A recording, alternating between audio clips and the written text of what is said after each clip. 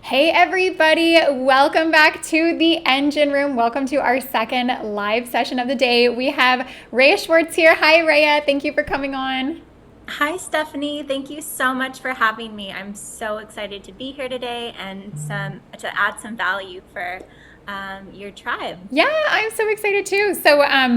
Raya is the owner of Flirt Wax Bar and Bosses in Beauty, and she helps beauty professionals and salon owners to scale, to make more money, and just to build their dream business. And today we're talking about a really fun topic, which is how to build a team. A lot of you guys are solo beauty professionals, I know, but you might have a dream to go bigger than that. Maybe you want to open your own storefront. Maybe you want to start delegating, building a small team. Rhea has done it. She's been there, she's done that, and now she teaches other beauty professionals how to do the same. So today we're going to talk about from going solo to hiring your first team member to going even bigger than that. So I'm so excited. I'm so happy that you're here with us, Rhea. Guys, if you're there live, say hi in the comments. Say hi. We want to see who's here. We want to give you a shout out. Rhea, tell us about you, your business, Flirt Wax Bar, and then what you do now, which is helping other beauty business owners. Yeah, absolutely. So, hi everyone. My name is Freya. I've been an esthetician for I don't even know anymore, like 13 or 14 years. But I've been a business owner for 10. And I started out just like so many of you. I started out moving from New Mexico in a small town to Florida, and I started my business with zero clients. I literally didn't know anyone, and it was just me doing waxing. And I always had this vision for my business since I started, even though it was solo and I'd have hours in between clients. And I always knew ultimately I wanted to build a business that was bigger than me.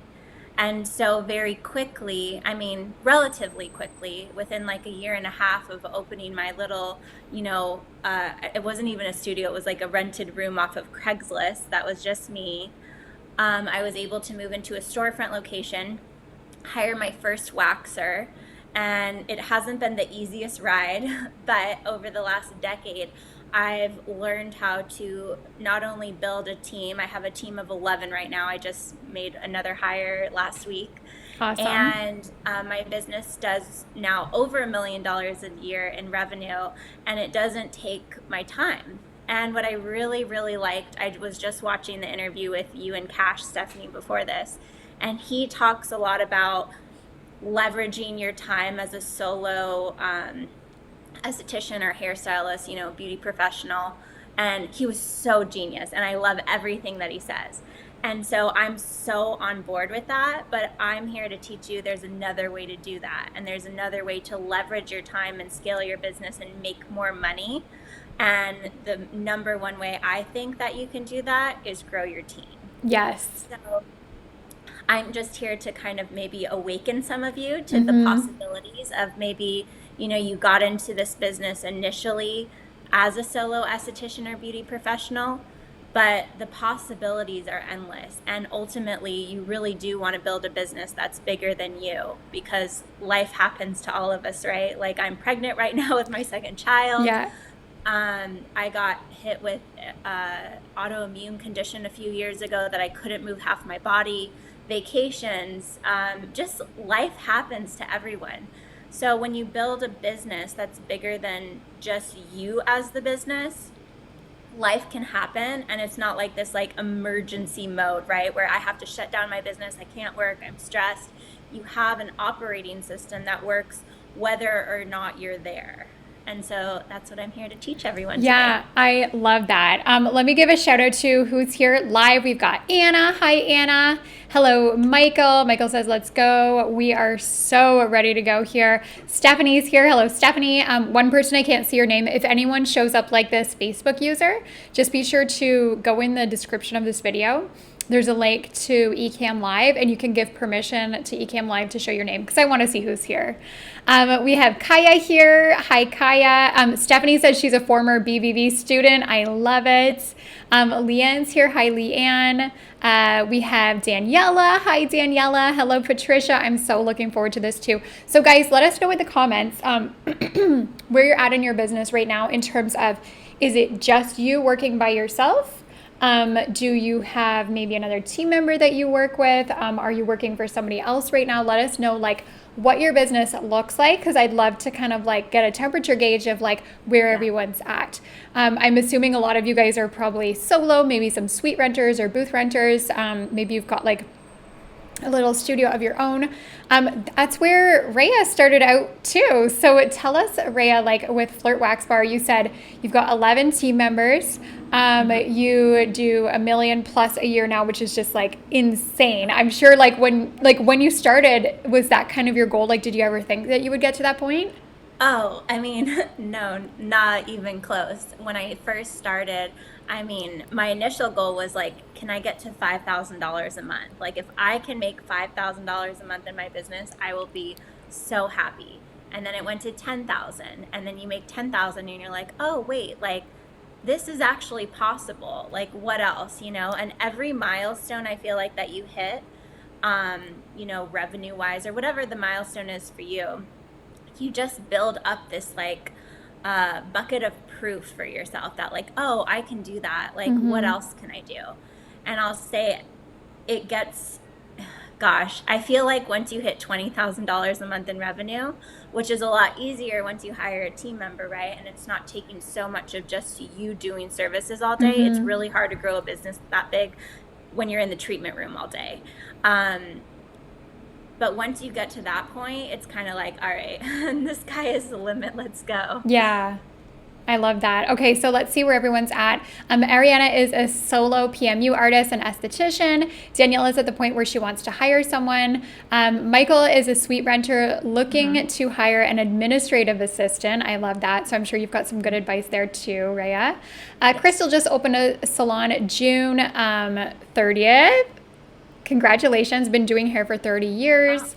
Kaya is solo, Leah's solo, Stephanie's solo. We have Daniela who says, just me. I did hire someone prior before, but that didn't work out well. So that's something that we can talk about as well.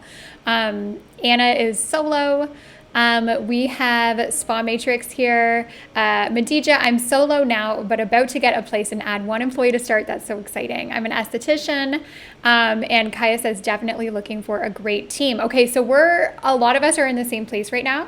And I want to talk to you, Raya, when you were at that point in your business. So you opened up Flirt Wax Bar. I remember you telling me that you like found it on Craigslist, and it was like kind of sketchy at the beginning, but you like put your own touch on it. You were obviously on a budget and just looking for a place that you could afford but make it your own.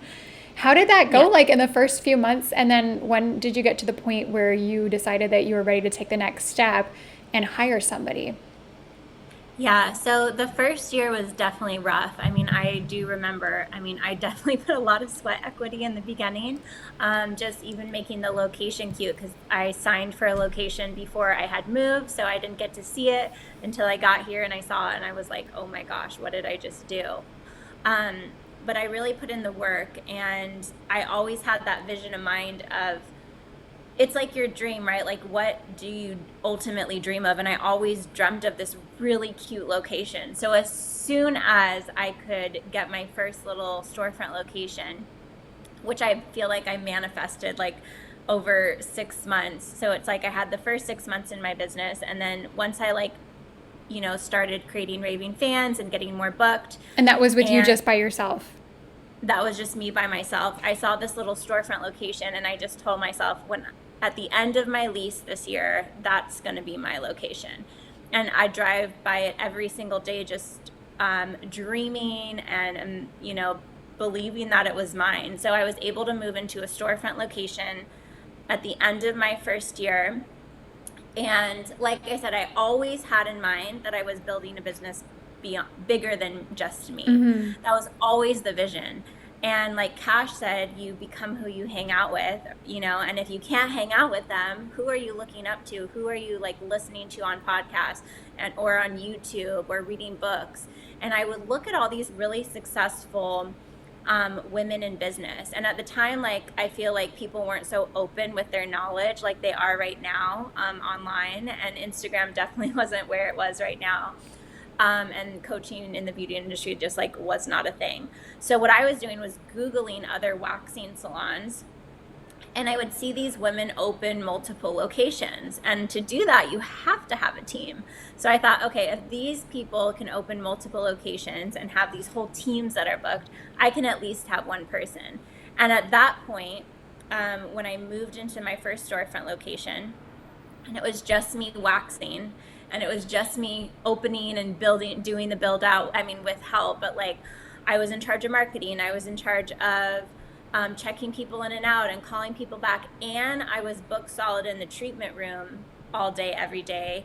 And so I was literally like 24 years old, working every single day of the week, like 24 hours, and I was Yeah. already getting burnt out really fast. Yeah. And so I had the vision, but I also recognized really quickly, like, I need to hire someone quickly, because there was parts of my business that were suffering because I was in the treatment room, right? If I'm not able to call someone back until 7 o'clock at night and they called at 10 a.m. in the morning, that doesn't look very good for your business, right? The first person to answer is usually going to get the sale. Mm-hmm. So the first person I hired, I had her do both. I hired a licensed professional, and I had her, because I only had one waxing room, even though it was like a storefront location. It was a small storefront. And we traded days in the room, and then I'd also have her work the front. Now today I would tell you different. I would say don't have someone that does both, because ultimately once that person is full-time in the treatment room, you're going to have to hire another front desk person and do that training all over. But at the time, it worked out. Yeah. So so she worked full time for you? Well, I started her at part-time, but she did part-time front desk, like a couple days a week, and then waxed a couple days a week. Okay. And did you find that like it was difficult to transition of like taking all that profit that you were used to just being yours to actually being able to pay somebody and take that out of your revenue in your business? Um, it feels like a cost at first, right? Like it feels like, yeah, I am used to making all the money, but at the same time for me, I was already used to reinvesting all the money back into Mm-hmm. my business. And I feel like that's a huge part of why I've grown so much, is I've always looked at any kind of business expense as an investment, and Yeah. employees are your biggest investment. So yeah, in the beginning, when you first hire that first person that's going to take on clients, it's going to feel like you're making a little bit less, but really you're just investing in the growth of your business, because Mm-hmm. ultimately once that person's booked, and especially when you have multiple rooms or even just one room, and you're maximizing the days and the times with having another person, ultimately you're going to make way more. So it's Yeah. like, what am I willing to like sacrifice, right, like right now and temporarily, for long-term success and long-term gain in the business? And Yeah. thankfully I was always able to see that. And she was a good fit, that first person that you hired? Yeah, she stayed with me for, gosh, 8 years. Wow. I've been open 9 years.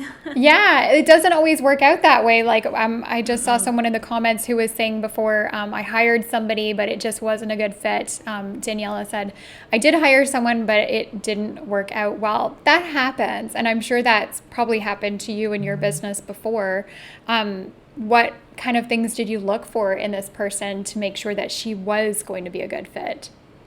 Yeah, I mean, I feel like in the beginning, it's just like you're just kind of guessing, right? You're like, Yeah. okay, well, I need to hire someone. So let me hire someone that I like and that I get along with and that's licensed. Um, but ultimately, like, I always knew that I could train someone to be a really good waxer, right? So I really did look for more like personality. And she was actually one of my clients that was looking for a job, and we really clicked well. So I hired her for that reasons. Now I have other reasons that I hire people, but I do still think that personality is so big, because you can't really train someone to have a good personality, Yeah. or to be talkative with clients, or to, go home and read and educate themselves, and like really take on like that ownership role within your business. Yeah. But you can train anyone to be amazing. Yeah. And that's my belief, at least. Yeah. See, I like the thing that you said about personality, but I have run into this issue before where I hired someone based on their personality, and the characteristics that I like were that, she was super honest and friendly and outgoing and all of that. But then I realized that she was extremely disorganized and no attention to detail. And those things for me are extremely important. I'm very organized Yeah. and I have a very close attention to detail. So, how did you find like the personality characteristics that were actually important to you and that would help you in your business? Yeah, so I think it's different for each role, right? Like for a waxer, for example, I mean, you have to have an outgoing personality, really Mm-hmm. friendly, and I can train anyone to be a good waxer. A waxer doesn't necessarily have to be really organized and really detailed. But when Yeah. I'm looking for someone to be an admin or a manager in my business, I'm looking for something completely different. Yes, you still have to have a great personality, but I'm asking a different set of questions to my waxer than I am to like my front desk person, right? Because then I am looking for someone who can handle, you know, doing I'm also looking for people that are my opposite and that are better than me at what they do. So I'm more big picture visionary in my business. So for me, I need people that are really detailed, because I Mm-hmm. can go to them with the big picture and say, hey, this is the vision and this is what I need. And someone really detailed and organized can go in and like make it happen. Yeah. So hiring your opposites is really important. So it's funny, I saw someone online not too long ago say like, well, I only want to hire people who are like me and have, the same beliefs and the same everything. And I'm thinking, honey, like sometimes you actually need your opposite Yeah.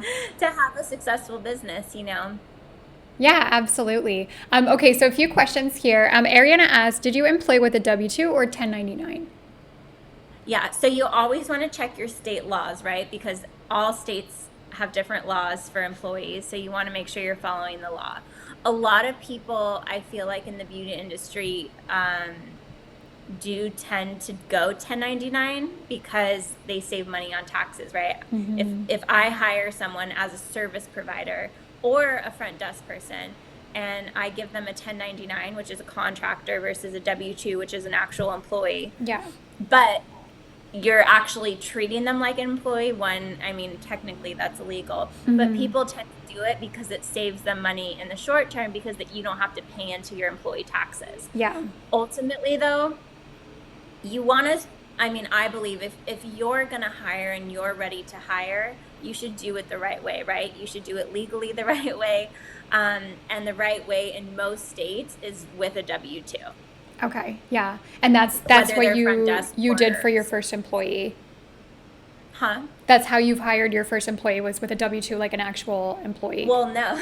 So, but I'm teaching you what not to do, right? Oh, Because okay. my first employee I hired 9 years ago, and I Okay. was just getting by. But to do it the right way, now all of my team is W-2, right? And Okay. even her event, I mean, within a couple years, I switched her. But having someone as a 1099 is, yes, I did that 9 years ago because I didn't know any better and I was just winging it. But now Mm-hmm. that I know better, I would never tell you to do that, right? I would tell you, no, ultimately check your state laws, but usually you need to do a W-2. Okay, that's so important to know.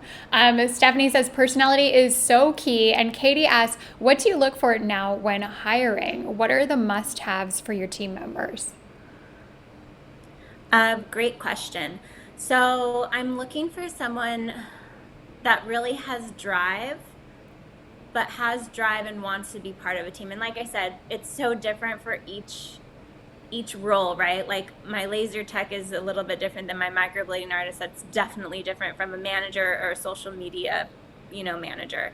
So every role is really different. So it's hard to tell you like unless I'm like telling you for which role that I'm looking to hire. Mm-hmm. But overall, in general, I'm looking for drive. You have to be driven.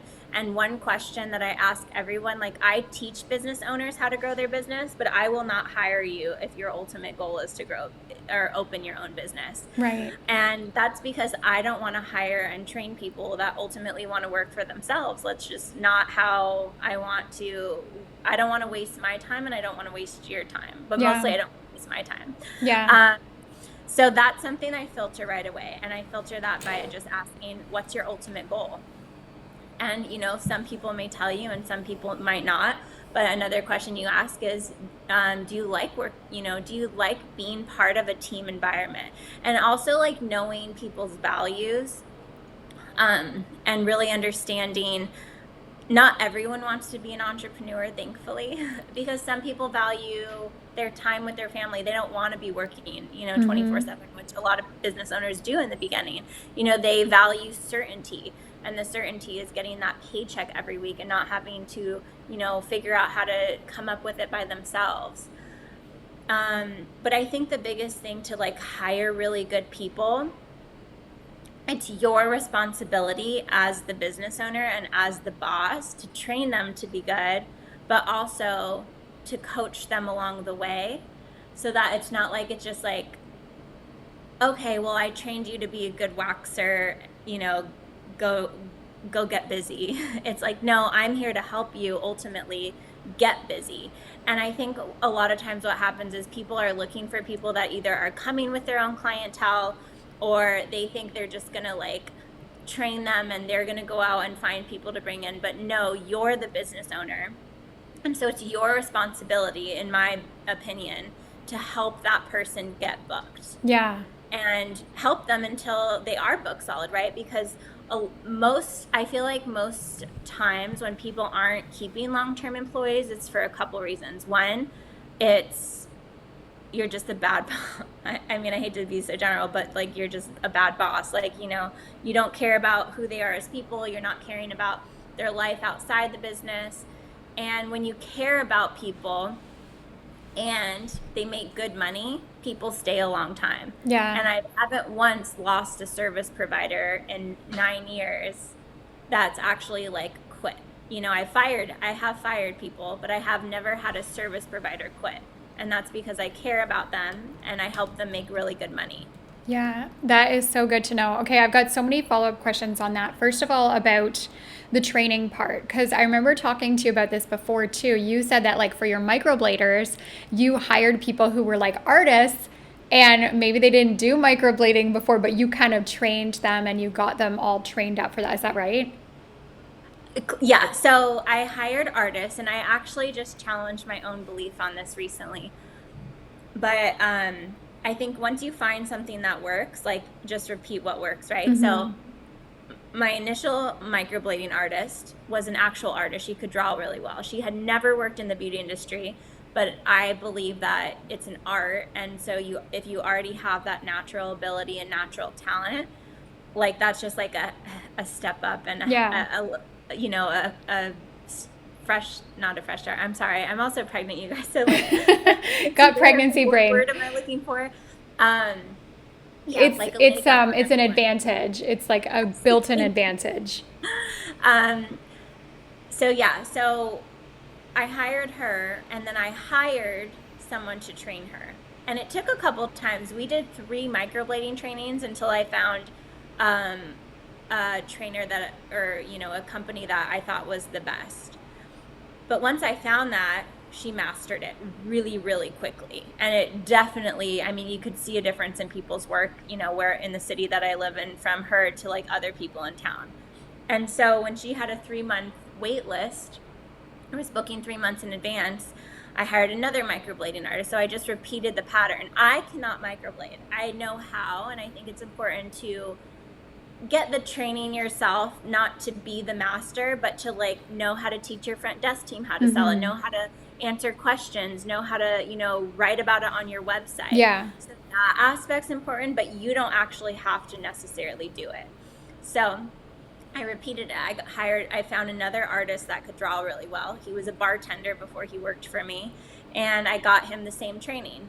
and now they're both booked about a year in advance. Oh my goodness. But I just challenged my own belief, because the belief I had for a really long time was only artists can microblade that well, right? Like I'll only hire artists.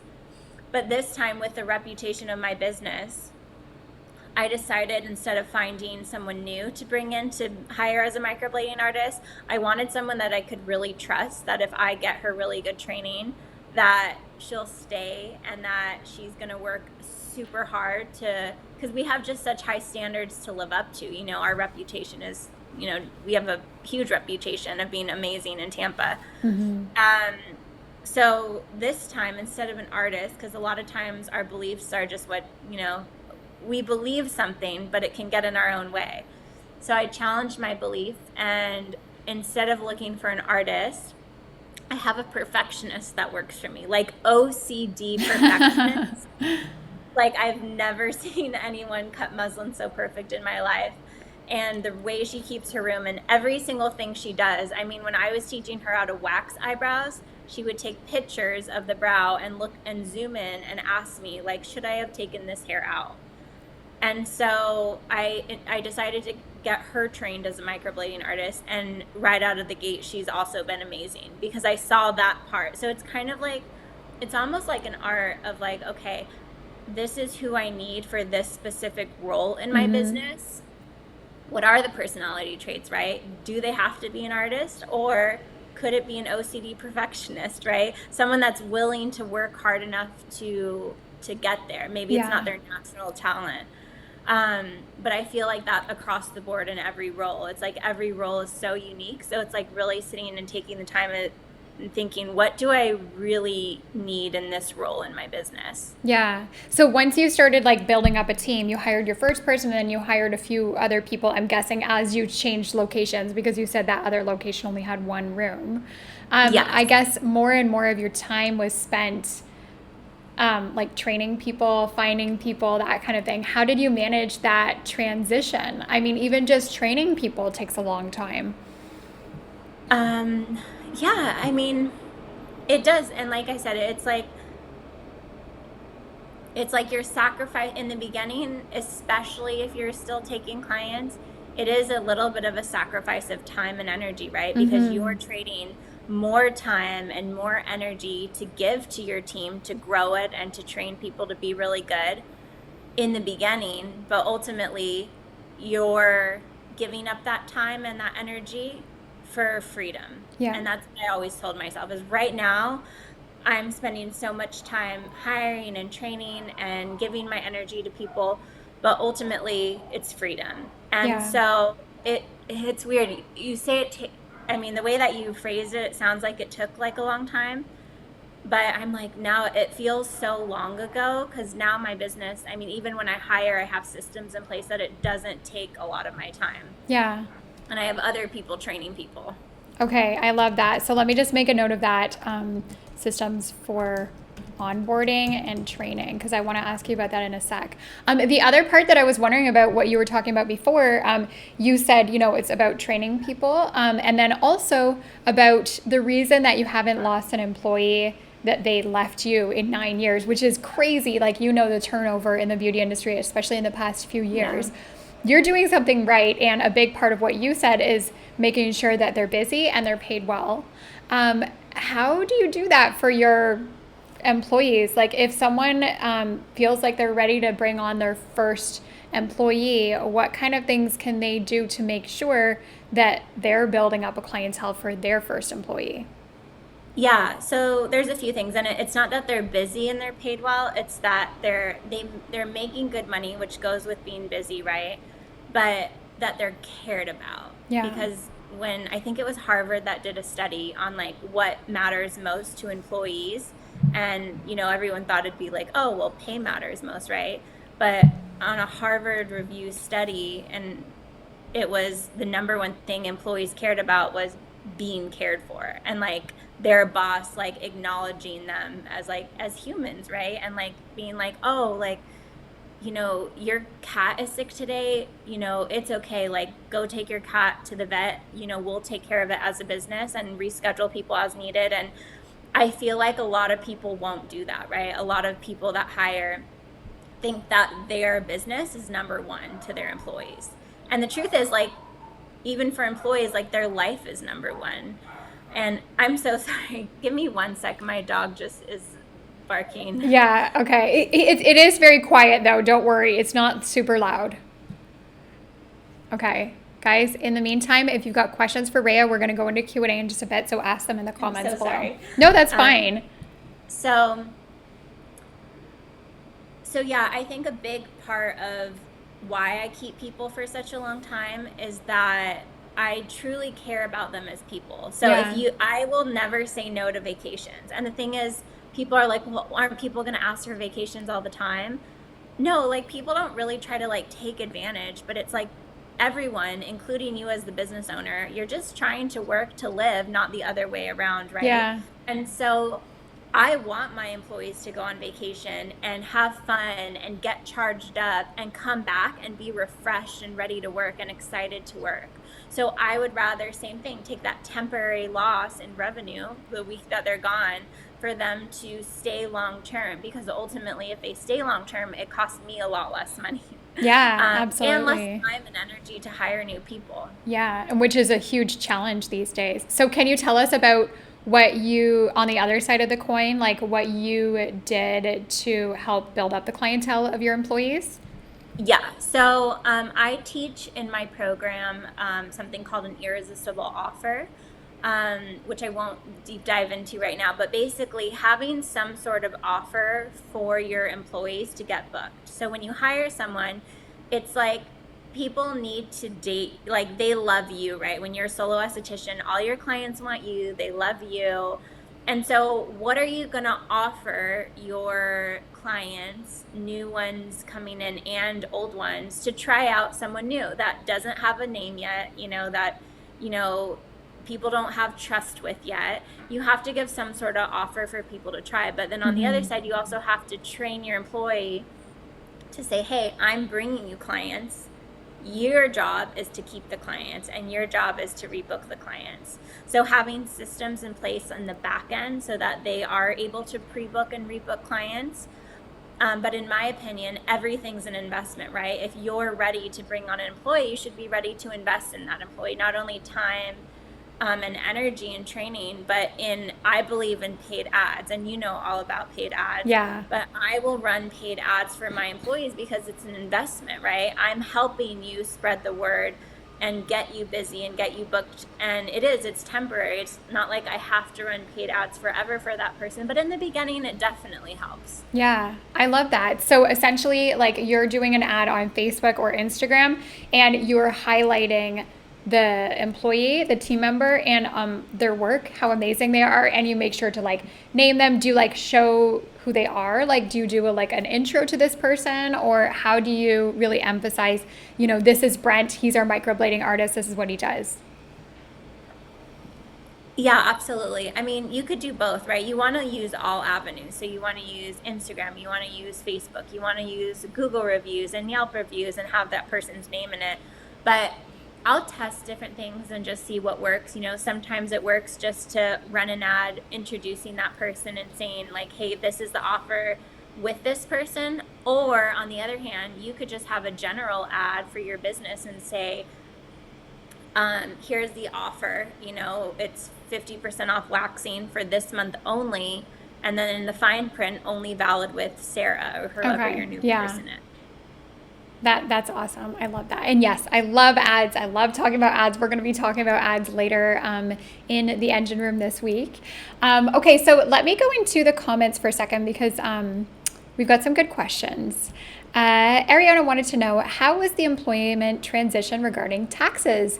Did you have an accountant that helped you figure out that side of it? Yes. So I highly recommend having an accountant. If you have a business, you should have an accountant. And same thing, it's not an expense, it's an investment, right? People think even just doing their own taxes, they're going to save money by doing it themselves. But I actually think you're probably losing money because you don't know all the ways that you can have deductions and to save and just little things that a professional knows.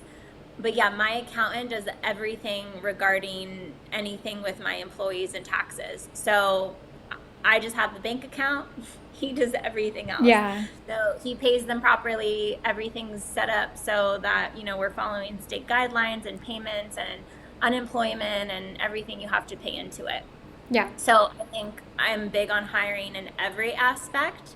I think to grow a business, you need a solid team, not just like service provider wise, but who's your small business lawyer, who's your website person, who's your accountant, and really Hmm. hire the right people in the right seats on all aspects so that you can just focus on the business growth. And that's Yeah. how you really grow a strong business. Yeah. Awesome. Katie wanted to know, like, in your employees, do you look for values, morals, etc.? And I'd be curious, like, how you, if you do, then how you kind of figure that part out about the person. Yeah, there's a few different ways. There's some really good personality tests that will really tell you, like DISC testing, DISC, will really tell you people's like how they are naturally in a situation versus under stress and how different, and it does, it talks about values and DISC testing, how they'll act naturally, say with their friends, and then under pressure, how maybe normally they're, perfectionist or whatever the case may be, but under pressure, like it changes. Mm-hmm. And that's a really good test to look into because once you have a strong team, well, first of all, you need to learn how to read a DISC test. So that's something to look into. But once you have a really good, say, like manager or waxer, someone on your team, you can look back and now you have a DISC test that you can see, okay, these characteristics are really good on the front desk. These characteristics are really good for waxing. So that's one way. Second way is, I'm really into personal growth. So I love Tony Robbins and everything he teaches. And he teaches something called the 6 human needs. And so every person on earth has 6 human needs that every single one of us needs. And when you can understand these at a really deep level, you can read people really well and say, like I was talking about earlier, a lot of times people value certainty at a really high level. And so for an entrepreneur, we may value uncertainty higher than certainty, right? We are okay with taking risks. We're okay Mm-hmm. with maybe not having consistent paychecks every week. So how can you determine someone that has, and that's why sometimes it's good to hire opposite, right? I don't want someone that wants uncertainty all the time because they probably are going to get bored really fast, Right. if they have the same routine every single week. I want someone that really values certainty. A really good question I like to ask in interviews is, if you could do anything in the world and time and money were an issue, all the money in the world, all the time, what would you do? And you'll find some really, really interesting answers and like really get to know people, right? I asked my nanny that question. And if she had all the time and money in the world, she would want to help foster kids, um, like psychologically help foster kids that were over 18. Like the sweetest answer. And I'm like, Yeah. oh my gosh, I want you as a nanny, right? But I've had people say like, oh, I'd be a celebrity, So like you really can find out a lot about people, I feel like, asking a question like that. Yeah, that's amazing. So I have a question for you. A lot of salon owners that I know during COVID and even like now, as things are now, have a Mhm. really hard time finding employees. Like they don't know where to find them. What advice do you have for that? Yeah, so I think I don't know. I think it's a story that people are telling themselves, like not to be an excuse, but kind of like when you've like dated a bunch of guys and you're like, there's no good guys in Tampa, right? Like the good guy story. Um, the truth is, there's more people than ever that are wanting to work, right? There was a ton of layoffs during COVID. A ton of people were looking for jobs. And yes, were there people that were living off unemployment for a while? Yes, but is that over? Yes. So I think it's really more of using all avenues, right? Are you posting on Indeed? Are you posting on your social media? Are you, asking clients to help you? Are you doing paid ads? Are you doing Facebook that has hiring? Like there's so many different places to find people. Are you looking at schools? Um, and then taking the time to or knowing that it's going to take time to find the right person, not being in Yeah. a rush. Because otherwise you might, if you think you're going to hire someone in 2 weeks and it actually takes you 6 weeks, yeah, I might come up with that story too, that there's no good people. But the truth is, there's so many good people looking for a good job with a good boss in the world Yeah. right now. What has been your most successful place to find good employees? Man, like it's between two. I think honestly, like referrals from social media have been huge. So like we'll make a post on social media and someone will like say, tell their friend like, "Hey, Flirt's hiring. It sounds like something that would fit you well." So usually we'll put on our job posting at the end like, "Hey, if you know someone that this would be a good fit, like tag them or whatever." So referrals have been really big, and then Indeed has been really big. But Indeed, you definitely need to filter it because you will get hundreds of resumes from Indeed. Yeah. So you want to have a filtering system in place. And now I have a system for that, which is my manager filters. She knows what to look for. She sends me the reviews and then that are look good, and then I tell her, okay, call this person for their first interview, and then we do the first interview on Zoom, and then if I watch the recorded interview with her and that person, and if I like them, I'll interview them in person. So my time now for hiring is it's very minimal. I love that. That's so cool that you've built those systems in, and it's like so pertinent to the topic of this event too. So I definitely want to hear more about those systems in just a second, but we've got some more questions, really good ones. Leanne says, I have a virtual assistant to manage appointments and schedule. At what point in your business growth did you hire a manager to oversee your business and the employees? Like you were saying, you already have someone like that in your business. Yeah, so I brought on a manager when I was really, I worked really, really hard for like 4 years in my business, in the business every single day. And after 4 years of work, from like 23 to 27 of working every single day in the business, I was really burnt out. Like I was really ready to like have some fun because I spent most of my early 20s building this business and not having fun. So by the time I was 27, I was ready to travel and go to personal growth events and business events and do something different. So I became much more absentee from my business. And so when I became absentee from the business, which means like I don't have to be there every day because I built, the team members and things in place, but my phone was still blowing up every day. So I'd be at home or traveling and, someone would have a question or something would happen. So that's when I brought in a manager so that when I was, in France in the middle of the ocean, I wasn't getting my phone blown up with questions and stressing me out. I had someone handling it. Yeah. So this manager, was she doing kind of the front desk work, or did you have someone separately who was doing the front desk? So separate. So I Okay. actually, and here is another lesson. So I actually made that first hire that I ever had my manager eventually, right? So she went from waxer to manager, and she was still waxing a little bit, but she was also managing. Was she the right person to be a manager in my business at the time? At the time, I didn't know any better. And so it was more like I promoted her to manager because of the loyalty, right? And Yeah. because of how long she's been in the business. And she did know so much about the business. But was she the right fit? No. And the reason is she's so much like me, right? She's very, not that my manager right now is not kind, but she's very kind, but she's also has a hard time with confrontation with people. Right. And she's not the most organized person. And I was really helping her with the job for a long time. And when I got the right manager, like the right person in the right seat of the business, oh my God, my life became so much easier. And this girl, my current manager, is my true opposite. Like I said, I'm very visionary. I don't like the little details. I can do them, but it's like by force versus like something that I really love to do. Yeah. She loves that stuff and she's very creative and she'll think of ways to make the business better. And instead of coming to me asking me how to do something, she comes to me with an idea and says, hey, I have this idea to make the business better. What do you think? And gives me all the options that she already researched and just implements everything herself. I don't know how to do half the stuff at my front desk anymore that she has implemented these really cool things to make the business better.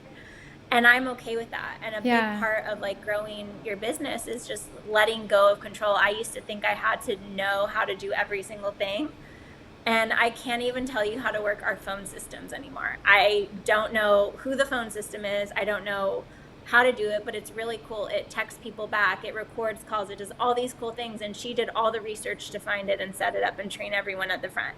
Yeah, I So love having that. the right person is like key to, I think, to just really, I don't know, having a good life as a business owner. Yeah. So for your manager, someone who takes initiative, someone who's organized and detailed, and can also manage people too, because she's dealing with all of your employees coming in and out and all of that stuff too. Yep, and can see the gaps, right? Like she wants the business to succeed and she can see the gaps where things could be better, right? I'm like that too. I'm always about constant and never-ending improvement. But she's like that, but with the little details, right? So I'm like that with like, oh my gosh, like we need to repaint this room, it could be better. Mm-hmm. And she's like that, well, hey, this tech system isn't working as well as I want it to. Let me do some research and I'll give you 3 options and tell you the benefits and pros and cons of each one. Like, so amazing. Yeah, I So love it's nice to that. have both ends, right? Absolutely. Okay, someone asked, I can't see their name, but they asked, what's an example of how you foster a caring environment, which has been your secret key for success with having so many amazing employees? Yeah, I think it's just, I mean, honestly, it just comes down to truly caring about them as people, right? Like, I've always gone into business like thinking in the mindset of when I hire employees, I'm going to treat them how I would want to be treated, right? Because I've had some really bad bosses in the past, and I've had one really amazing one. So who do I want to emulate, right? A really amazing one that I would to this day, tell people that. And so I've always set up my business in a way that like if I was an employee, I'd want to work there, right? I don't open too early. I don't close too late because I value their time outside of work, and they have families and things. Um, I can tell when someone's energy is off and when I do stop in, it's more of a check-in and it's like, hey, like, let me sit down with you. How are you, Tiffany? Like, how are you really? And just talking to them. And I don't need to know like every single detail of your life, but I just want to make sure you're good. And I can tell if you say, I'm good, like I can tell it's off. So I'll say, no, like, are you sure? Like, what's going on? And just like actually having that caring without getting like obviously like too involved in their personal life. And then just giving, them growth and like ways. I think mindset's so important as a business owner, but it's also important to teach your team that, right? And like Yeah. how to look at life differently and when they're going through things. Because a lot of times it could be their personal life coming into their work life.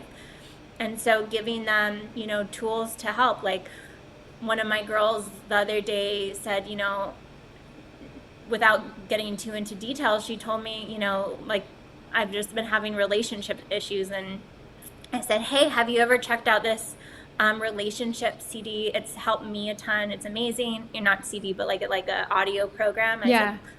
I have it at home. If you want it, I'll give it to you. Just like little things like that show you care. Like I said, never say no. Not that you shouldn't say no to vacations sometimes, but I don't say no to vacations. I don't say no to days off. If emergencies happen, your family emergency or home emergency comes before my business. Yeah. Because if you have a sick kid and you need to call in for the day, and it happens so rarely, but if it does and you need to like handle that, you're as an employee, you're not responsible for the business, right? You're the employee, and that's what my responsibility is. So we'll handle the reschedules. It's okay, things happen. Take the day and do what you need to do for your family. Yeah. So just like actually truly caring about your team. Yeah, that's the Secret difference sauce. between just being an employer and being a leader. Like you've shown true leadership with your team members, and I love that. So, what about the other side of the coin when things don't work out? You kind of talked about that briefly for a second about things sometimes don't work out and you have to let someone go. What is your Yeah. experience with that, and what kind of lessons have you learned about maybe not hiring the right people and how to let them go? Yeah, so up until this last year, I had only ever fired one person in like 7 years. In the last year, I think I've fired like four people. And there's definitely a reason for that. And um, so there's a couple things. One, it's true what they say, hire slow, fire fast. Mm-hmm. One person having off energy in your business, like a bad attitude or just, not being up to standard where everyone else is, can literally bring your whole team down. But especially personality wise and their energy, right? So like Mm-hmm. I do teach my team, like, I get it, things happen at home, it happens to everyone, but you have to leave it at the door. But I am in tune enough to people's energy that I can tell if something's off, that like I do want to try to help them, right? But in general, people know, leave it at the door, right? You don't need to bring that into work because everyone's dealing with their own shit at home. So like, come in here with good energy because it affects your team members, right? Not just clients. But yeah, I've one thing is, one person's energy can be toxic to people. So if you have someone like that in your business, and their energy or their personality is affecting other A players on your team, you've got to get rid of them. And so I think there's a couple things. I made a lot of fires recently, like more than I ever have. So I fired one person in 7 years, and then the last like year and a half, no, I don't know, yeah, maybe year and a half, I fired four people that I can remember. So what's the difference? Is it because you were hiring so many new people? The difference was I got pregnant and I was in a rush to hire, Mm. and I hired the wrong people. And because I was in a rush, and that's why I say take your time with hiring, it might not, don't be in a rush that you feel like, oh my God, I just have to hire this person in 2 weeks. And that's the level I was at when I was pregnant, because I also started teaching beauty business owners. So I really wanted to make sure my business was like self-run. I mean, it was already running well, but I wanted to make sure I wasn't the person that, like, if someone did call out or someone did go on vacation, that like I wasn't the backup. So Yeah. I was hiring more people to make sure systems were really solid, but I was in a rush and I hired too fast. Um, but every single person that I fired, as hard as it was, the energy in my business and the camaraderie within my team became so much better. So if you have a gut feeling you need to fire someone, I mean, first you need to talk to them, obviously, and like I did talk to each of them and gave them chances. And I kind of like came up with this recently, like kind of like 3 strikes and you're out, so you don't blindside people when you do fire them. Like, hey, we've had this talk before, if we have it again, that's strike number 2. Mm-hmm. And so they somewhat know it's coming if it's a repetitive problem. But also, a couple things I've learned from firing so much recently is, you want to have a detailed list of the reasons you're firing them, and 2, a witness to the conversation when it does happen. Hmm. Because people will make up all kinds of stuff why you are firing them these days and try to get money out of you and sue you. And I mean, that hadn't happened to me. I did get one threat for it, but that's why I made sure to have a witness to the conversation, to be like, no, this has nothing to do with what you're saying it is. These are the reasons I'm letting you go. Yeah. Yeah. Oh, that's so good. And it makes it, I think, a lot less like you don't have to question yourself as much, because you can see it right there in black and white of like, if you're not feeling super calm. Because the thing is that I know from experience, when someone's not right, but there's just so Yeah. much personal stuff built into it that it's hard. But like you said, Yeah, for sure. you just know, and it's just like ripping off the Band-Aid. Yeah, no, for sure. It is like ripping off a Band-Aid, but once it's ripped, oh my gosh, it just feels so much better. Yeah, You feel absolutely. like your business can grow again. Stephanie wanted to know what you recommend starting your employees at, commission or hourly rate?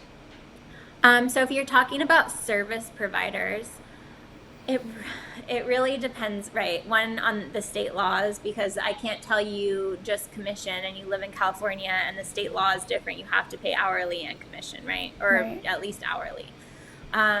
So it really, one, depends on state laws, and two, it really depends what you're, I don't want to say what you're comfortable with, but kind of what you're comfortable with. And this is why I say this, is because if I was to start my business completely brand new from the ground up, I pay my service providers commission, and I have from the beginning. And the reason is, in the beginning, when you hire, it's a lot more affordable to pay someone commission, right?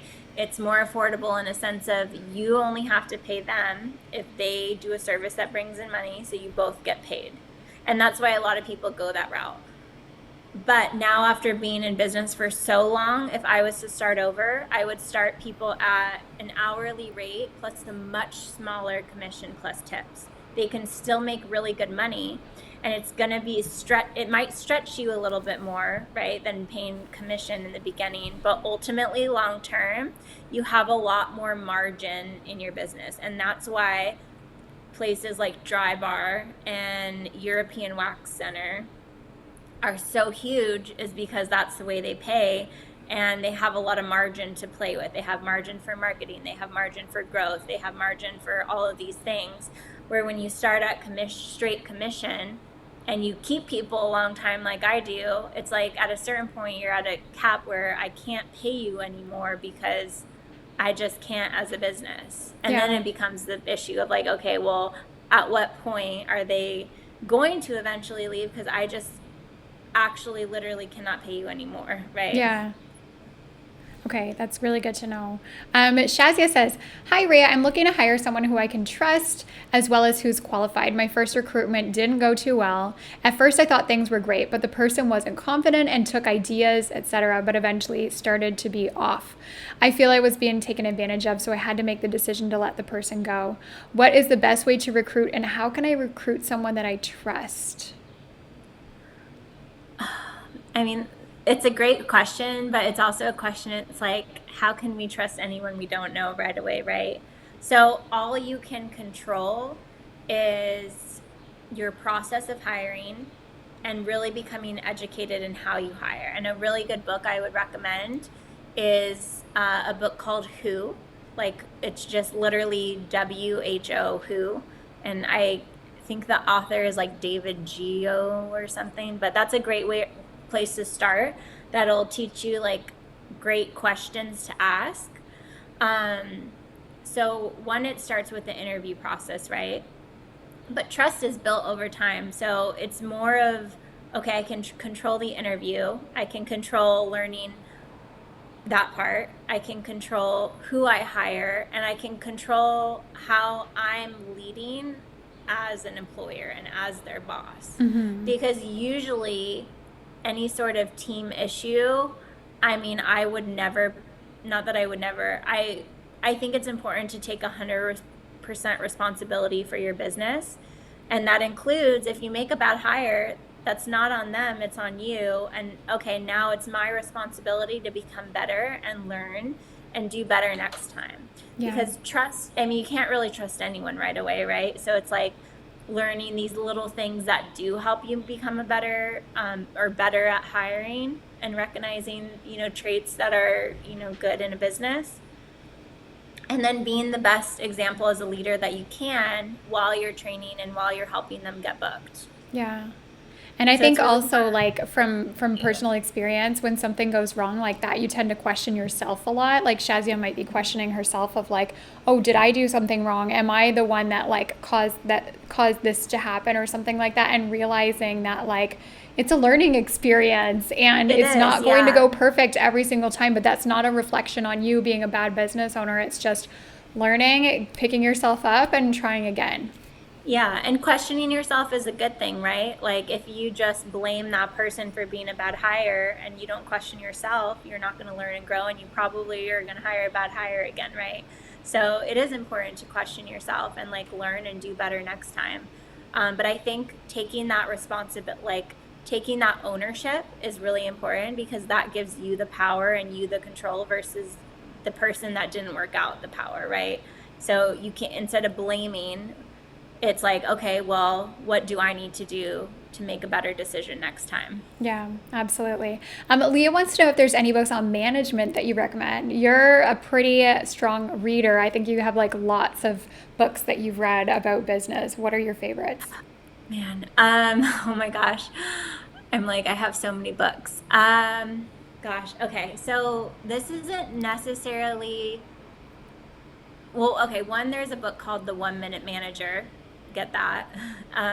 But two, my favorite book, like ultimately, it's not necessarily about management, but it's about creating a really good culture in your business and becoming a good leader and being a smart business owner. And honestly, like I have the whole entire book underlined and highlighted because it's so, so freaking good. And he's amazing, and he's doesn't even own a key to his, like he's a multi-millionaire, like over 100 million multiple times, and doesn't own a key to his own business because he has such good systems and people and processes in place. The book is called The Road Less Stupid, and the author's name and businessman is named Keith Cunningham, and he is an absolute business genius, and he's really, really heavy on culture. So versus going for a management book, I would go for The Road Less Stupid, which is all about, okay, how do we really take ownership for the culture within our business and to create a really good culture, because culture is a huge part of keeping employees. Yeah. What kind of culture do you have at Flirt Wax Bar? Oh, good question.